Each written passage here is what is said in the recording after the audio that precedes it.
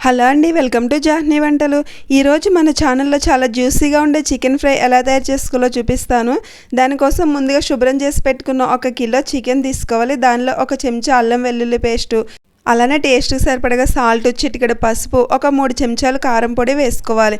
కారం అనేది మీరు తినే కారానికి తగ్గట్టుగా వేసుకోవాలి. తర్వాత 1 చెంచా ధనియాలు, జీలకర్ర పొడి వేసుకోవాలి. అలానే 1 చెంచా గరం మసాలా, 1 ఫుల్ నిమ్మకాయ పిండుకోవాలి. పిండుకుని చికెన్ మొత్తం మసాలాలు కలిసేటట్టు కలుపుకుని 1 గంట పాటు మ్యారినేట్ చేసుకోవాలి. లేకపోతే టైం లేకపోతే 15 నిమిషాలైనా నానబెట్టుకోవాలి. తర్వాత స్టవ్ మీద కడాయి పెట్టుకుని 1 చిన్న కప్పు ఆయిల్ వేసుకోవాలి. ఆయిల్ బాగా హీట్ ఎక్కిన తర్వాత మనం ముందుగానే మ్యారినేట్ చేసి పెట్టుకున్న చికెన్ వేసుకోవాలి. వేసుకుని స్టవ్ని మీడియం ఫ్లేమ్లో పెట్టుకుని చికెన్ 90% వరకు కుక్ అయ్యే వరకు బాగా కుక్ చేసుకోవాలి.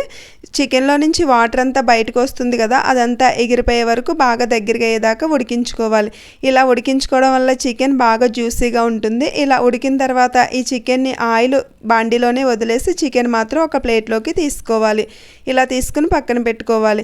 ఇప్పుడు ఇదే ఆయిల్లో సన్నగా చాప్ చేసుకున్న గార్లిక్ 2 చెంచాలు వేసుకోవాలి. ఇవి కాస్త వేగిన తర్వాత మీడియం సైజు 3 ఉల్లిపాయలు ఇలా సన్నగా కట్ చేసుకుని వేసుకోవాలి. అలానే 2-3 పచ్చిమిర్చి కూడా సన్నగా చీలికల్లా చేసుకుని వేసుకోవాలి.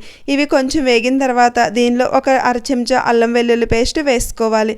అలానే చిటికెడు సాల్ట్ కూడా వేసుకోవాలి. కొంచెం సన్నగా కట్ చేసుకున్న కరివేపాకు కూడా వేసుకోవాలి. సాల్ట్, మసాలాలు అనేవి మీరు తినేదాన్ని బట్టి వేసుకోవాలి. సాల్ట్ చికెన్లో వేసాం కాబట్టి చూసుకుని వేసుకోవాలి. తర్వాత చిటికెడు పసుపు, అలానే 1 చెంచా కారం, 1/2 చెంచా వరకు ధనియాలు, జీలకర్ర పొడి, 1/4 చెంచా గరం మసాలా వేసుకోవాలి. ఇలా పైనుంచి మళ్ళీ మసాలాలు వేసుకోవడం వల్ల చికెన్కి ఫ్లేవర్స్ అన్నీ బాగా పట్టి బాగుంటుందని మళ్ళీ కొంచెం వేసాను. మీరు తినే స్పైస్కి తగ్గట్టు వేసుకోండి. వేసుకుని ఇప్పుడు చికెన్ బాగా మిక్స్ చేసుకుని మూత పెట్టుకుని 2-3 నిమిషాలు ఉడికించుకోవాలి. చికెన్ ఆల్రెడీ మనం ఉడికించేసాం కాబట్టి వేగడానికి ఎక్కువ టైం ఏం పట్టదు. 2-3 నిమిషాలు వేగించుకుంటేనే చికెన్ ఫ్రై రెడీ అయిపోతుంది. ఇలా బాండి అడుగంటున్నప్పుడు ఇలా మొత్తం క్లీన్ చేసుకుంటూ వేయించుకుంటే చికెన్ టేస్ట్ అయితే చాలా బాగుంటుంది.